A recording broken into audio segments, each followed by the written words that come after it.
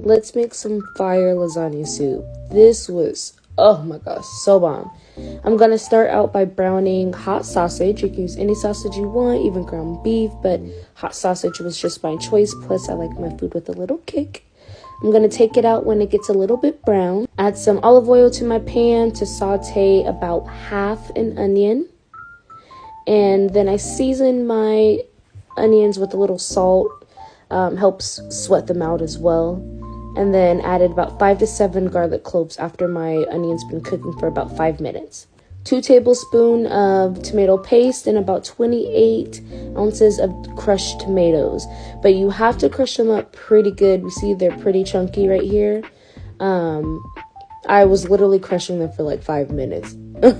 Add 7 cups of chicken broth and seasoned here with some Italian seasoning, oregano, cayenne pepper, just because I like a little kick to my food.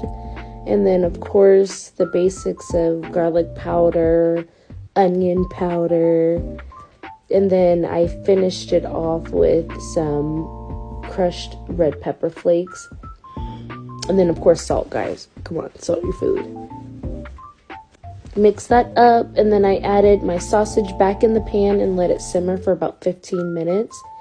Then I added about 1/4 of heavy cream, but then I realized I needed a little bit more, so I probably used about half a cup, and then about 1.5 cups of broken up noodles. And again, I let that simmer for another 15 minutes. I used 1 cup of ricotta cheese, 1 cup of mozzarella, and 1/2 cup of Parmesan cheese. And season that a little bit with some Italian seasoning.